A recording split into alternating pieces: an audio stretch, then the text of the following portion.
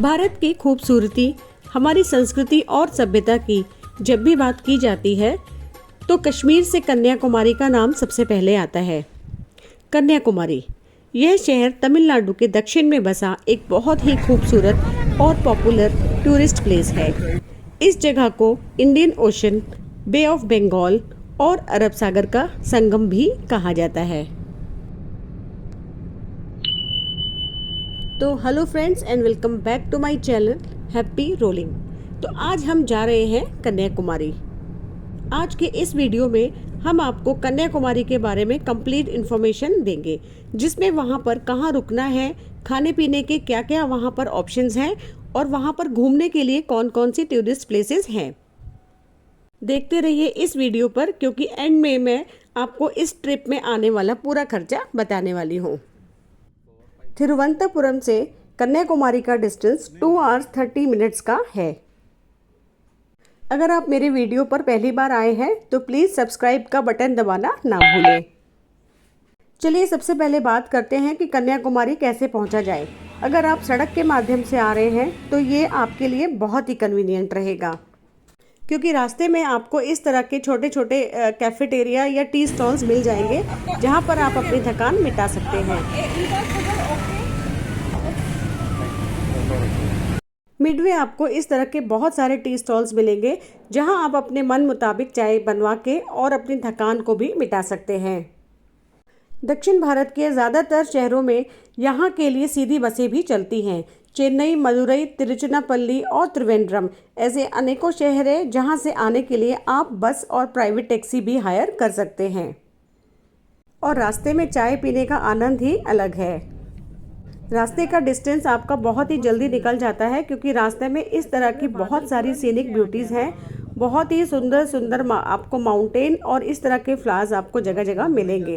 ये जो इतने सुंदर सीन है, ये आपकी रास्ते की जो थकावट है उसको मिनटों में ही दूर कर देते हैं। कई बार तो आपको ऐसा फील होता है कि आप किसी हिल स्टेशन पे चल रहे हैं, ना कि आप दक्षिण भारत में घूम रहे हैं। और दूसरा ऑप्शन आता है ट्रेन का। अगर आप ट्रेन से आना चाहते हैं तो यहाँ पर रेलवे स्टेशन भी मौजूद है और आपको भारत के हर हिस्से से यहाँ के लिए ट्रेन मिल जाएंगी। और अगर आपको यहाँ से डायरेक्ट ट्रेन नहीं मिलती है तो आप त्रिवेंद्रम या रामेश्वरम भी आ सकते हैं और वहाँ से भी आप ट्रेन ले सकते हैं। और अगर आप हवाई यात्रा करना चाहते हैं तो नियरेस्ट एयरपोर्ट त्रिवेंद्रम है। यहाँ आकर भी आप कन्याकुमारी पहुँच सकते हैं। यहाँ से आप टैक्सी, बस और ट्रेन कुछ भी ले सकते हैं कन्याकुमारी तक पहुँचने के लिए। एयरपोर्ट पहुँच के आपको बस और टैक्सी डायरेक्ट मिल जाती है। उसके लिए आपको पहले से बुकिंग करने की भी कोई ज़रूरत नहीं होती है। अगर आप रास्ते का मज़ा लेना चाहते हैं और इस तरह की सीनिक ब्यूटी आप देखना चाहते हैं तो सबसे अच्छा रहेगा कि आप बाय रोड आइए। और रास्ते में आपको इस तरह के बहुत सारे मंदिर मिलेंगे। ये शिव मंदिर है और आप जब भी यहाँ से गुजरेंगे तो आपका मन होगा कि यहाँ पर रुकना चाहिए और यहाँ पर हमें मंदिरों के दर्शन करने चाहिए। अपने आप में ये मंदिर बहुत ही प्राचीन है और इसकी जो कलाकृति है वो बहुत ही विस्मरणीय है।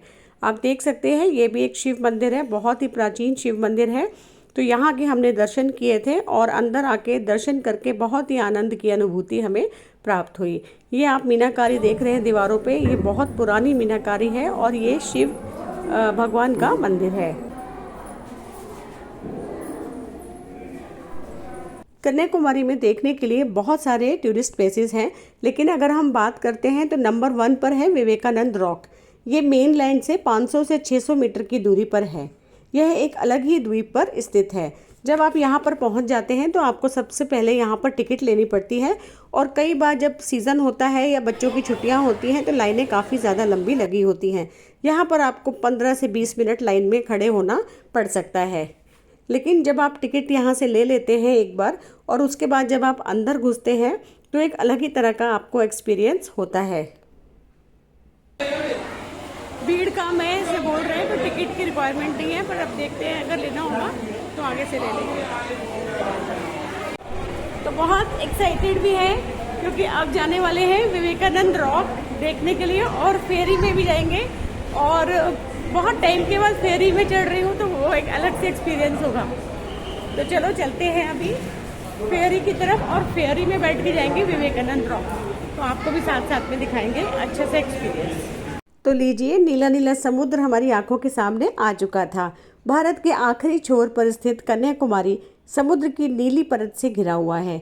जहाँ तक आपकी नज़रें पहुँचती हैं, वहाँ तक लगता है कि जैसे नीली रेशम की चादरें सलवटों में सिमटी हुई है। यहाँ पर पहुँच के आप सामने देखेंगे बहुत सारी बोट्स जो है वो खड़ी हुई है, और जिनमें से कुछ जो छोटी वाली बोट्स होती हैं वो फिशिंग बोट्स हैं, जिसमें वो लोगों को लेके नहीं जाती हैं, लेकिन जो बड़ी वाली बोट्स हैं उसमें वो लोगों को लेके उस आइलैंड तक जाती हैं। सामने जो आप प्रतिमा देख रहे हैं वह प्रतिमा थिरुवल्लुवर जी की है, और ये कन्याकुमारी के सबसे महत्वपूर्ण दर्शनीय स्थलों में से एक है। इस प्रतिमा की जो आधारशिला थी वो 38 फीट की है, और मूर्ति की जो ऊंचाई है वो 95 फीट है। थिरुवल्लुवर प्रतिमा और मुख्य स्मारक सुबह 8 बजे से लेकर शाम के 4 बजे तक खुले रहते हैं। आप आराम से जाकर वहाँ पे दर्शन कर सकते हैं।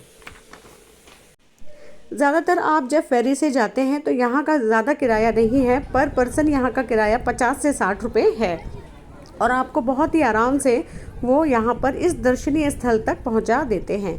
यहाँ पर आने के बाद में भी एक छोटी सी टिकट आपको लेनी पड़ती है, ताकि इससे ये समझ में आता है कि आप यहाँ पर आ चुके हैं। यहाँ की रख रखाव और साफ़ सफाई में भी आप सभी को योगदान देना ज़रूरी होता है। विवेकानंद रॉक एक अलग ही द्वीप है। यह लाल ग्रेनाइट पत्थर से सन 1970 में स्वामी विवेकानंद जी के सम्मान में बनाया गया था। यहाँ जाने के लिए आपको फेरी या बड़ी बोट्स जो लेनी होती है उसकी मदद से आप बहुत ही आराम से यहाँ पर पहुँच जाते हैं।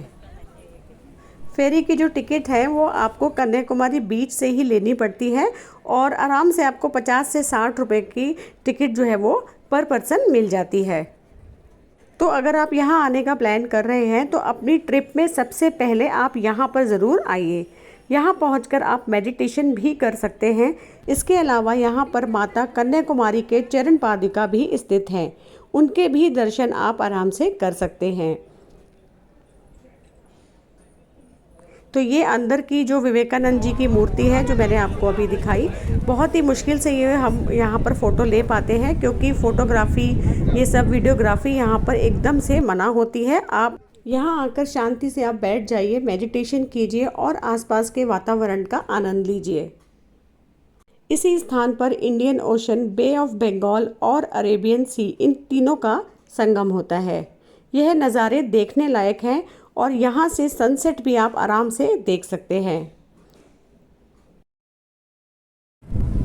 ये ना एकदम डिफरेंट वाला एक्सपीरियंस है, तो यहाँ पर एक टाइम आना तो बनता है ज़रूर। बहुत अच्छा लग रहा है, और मतलब आउट ऑफ द वर्ल्ड वाली फीलिंग आ रही है। बहुत अच्छा है, और सब तरफ समुद्र है और बीच में आप खड़े हुए हो, तो एक अलग वाला एक्सपीरियंस है। बहुत अच्छा, मीन्स डिफरेंट है, और ऐसा वाला एक्सपीरियंस एक बार ज़रूर करना चाहिए। चलिए वीडियो के अब अगले भाग में बात करते हैं कि यहाँ रहने और खाने का क्या ऑप्शन है। तो दोस्तों, आपको कन्याकुमारी में बहुत से रिजॉर्ट और सी फेसिंग होटल मिल जाएंगे। बीच के आसपास भी होटल आपको थोड़े से महंगे मिलेंगे, पर इनमें रुकने का एक अलग ही एक्सपीरियंस होता है। इसके अलावा आप मंदिर एरिया के पास भी होटल ले सकते हैं। यहाँ आपको धर्मशाला 500 से 600 रुपये में आराम से मिल जाती है, और बजट वाले होटल 800 से 1000 तक में मिल जाएंगे। इसके अलावा आपको मंदिर के आसपास धर्मशाला भी मिल जाएगी, जो काफ़ी ही मिनिमम प्राइस पे आपको रूम अवेलेबल करा देती हैं। जब आप यहाँ पर आते हैं तो आपको यहाँ पर आके हर प्रदेश का खाना मिलता है। अगर खाने पीने की बात करें तो आप दक्षिण भारत में हैं, और यहाँ आपको सी फूड और साउथ इंडियन खाना बहुत ही अच्छा मिलेगा, जो कि खाने में बहुत ही टेस्टी और लाइट होता है। अगर आप यहाँ पर आने का प्लान बना रहे हैं तो कम से कम 1 रात और 2 दिन का ट्रिप ज़रूर बनाएं, जिससे आप यहाँ की सारी प्लेसेस को अच्छी तरीके से कवर कर सकें। अगर बात करें यहाँ पर आने का बेस्ट टाइम, तो ये दक्षिण भारत है, और यहाँ साल के ज़्यादातर समय गर्मी ही रहती है। इसलिए आप अक्टूबर से मार्च के बीच में ही यहाँ पर आने का प्लान बनाएं तो अच्छा होगा। तो आई होप आपको मेरा आज का वीडियो पसंद आया होगा। अगर किसी भी रीज़न से पसंद आया हो तो please like, share and subscribe my channel.